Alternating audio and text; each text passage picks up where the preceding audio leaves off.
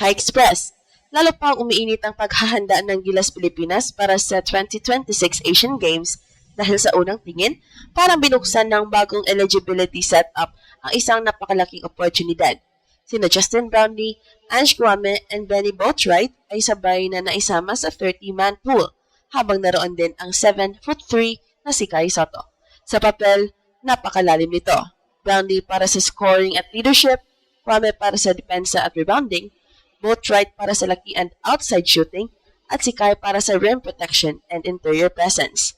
Sa karaniwang FIBA competition, hindi basta maaaring pagsabayin ang maraming naturalized player, pero mas maluwag ang tuntunin ng Asian Games kumpara sa regular na FIBA eligibility rules. Kaya nagiging posible ang idea ng mas maraming naturalized options sa nag-iisang national team pool. Pero may mahalagang bagong balita ngayong August 11. Ayon sa pinakahuling ulat, ni-rule out na ni Coach Tim Cone si Benny Boatwright para sa Asian Games.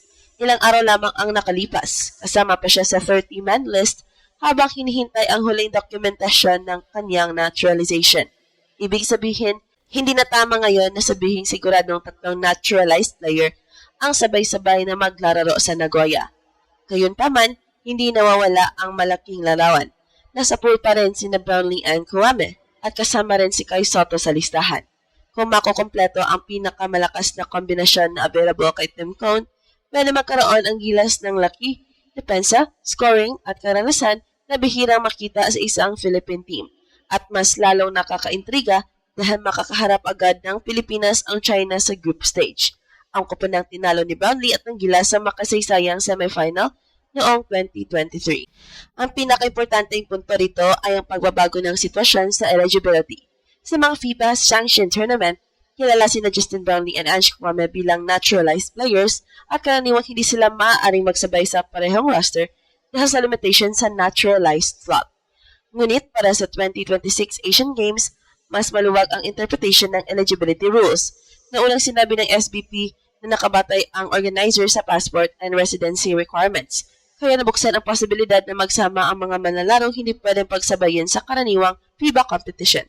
Ito ang dahilan kung bakit napag-usapan noong mga nakaraang buwan ang idea ng isang super team ng Gilas para sa title defense sa Japan. At nakita natin ang resulta ng planong iyon sa 30-man pool na isinumeta ni Coach Tim Cone. Kasama roon sina Brownlee, Guame, and Boatwright bilang naturalized options. Kasama rin si Kai Sotto, pati sina Junmar Fajardo, Scottie Thompson, CJ Perez, Chris Newsome, Calvin Aftana, Robert Balick at iba pang pangalan mula sa PBA. Isinama rin sa listahan ang ilang Japan-based players gaya ni Dwight Ramos, AJ Edu, Quentin Malliora-Brown, and Mike Phillips. Bagamat may mga usapin sa availability and release mula sa kani-kanilang club. Ipinapakita lamang nito na gusto magkaroon ng napakalawak na pagpipilian ang coaching staff bago pumili ng Final 12. Kung titingnan natin ang papel ni Brownlee, malinaw kung bakit siya pa rin ang isa sa pinakamahalagang piraso ng Gilas.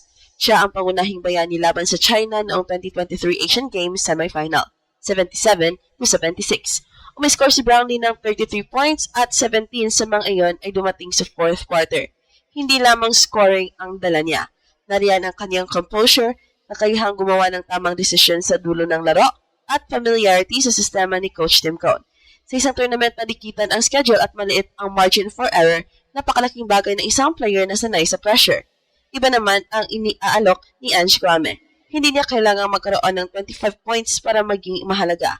Ang kanyang halaga ay nasa rim protection, rebounding, screen setting, second chance opportunities, and depensa sa loob.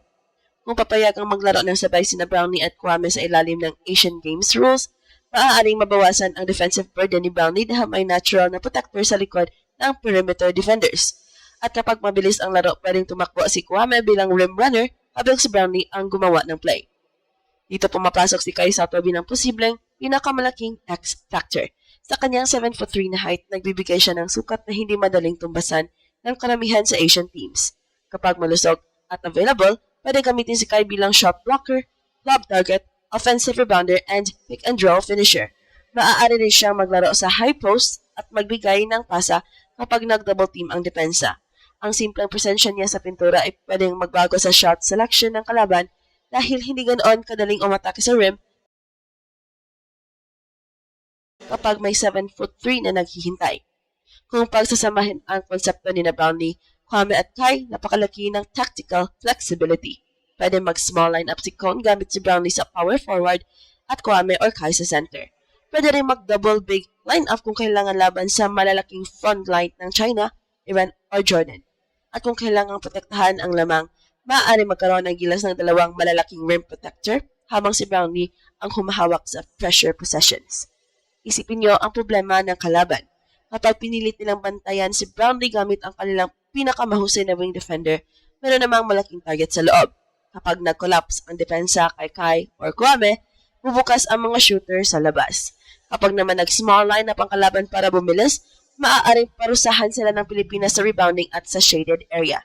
Hindi ibig sabihin na automatic gold medal ito, pero sa larangan ng roster construction, napakaraming posibilidad sagot ni Tim Cone.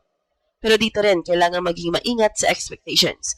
Kasama si Kai sa 30-man pool, ngunit hindi pa garantisado ang kanyang actual na paglaho. Sa pinakahuling roster reports, may uncertainty pa tungkol sa availability ng ilang Japan-based players. Kaya ang tamang paraan ng pagtingin dito ay hindi kompleto na ang super team, kundi napakalakas ng potential options ng Gilas kung magiging available ang mga pangunahing pangalan. At kahit hindi matuloy ang original na pangarap ni Brownlee, Kwame and Boatwright na magkakasama, napakalaking bagay pa rin na pwedeng pagpipilian ni Tim Cone ang iba't ibang klase ng player. Kay Brownlee, meron kang proven closer. Kay Kwame, meron kang defensive anchor. Kang Kai, kung available, meron kang pambihirang taas at haba. Kay Junmar, meron kang maaasahang post scorer and veteran presence. Kaya hindi lang iisang armas ang maaaring dalhin ng Pilipinas sa Japan. Ang isa pang dahilan kung bakit malaking usapin ang roster na ito ay ang group draw. Nasa Group C ang Pilipinas kasama ang Bahrain, Kazakhstan, and China. Bubuksan ng Gilas ang kampanya laban sa Bahrain, susundan ng Kazakhstan, at haharap sa China sa huling laro ng group stage. Dahil dito, hindi na kailangang hintayin ang knockout round para makita kung gaano talaga katatag ang title defense ng Pilipinas. Maaga pa lamang, may malaking pagsusulit na agad. At syempre, hindi ordinaryong kalaban ng China para sa Gilas.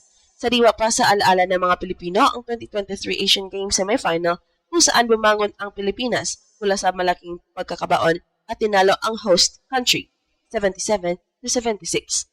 Ang panalong iyon ang nagbukas ng pinto patungo sa final kung saan tinalo ng Gilas ang Jordan, 70-60 para tapusin ang 61-year na paghihintay sa Asian Games men's basketball gold.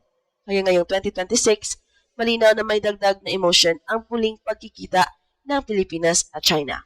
At ito ang Express Info kung saan bawat kwento, inulat ang mundo. Don't forget to like and subscribe.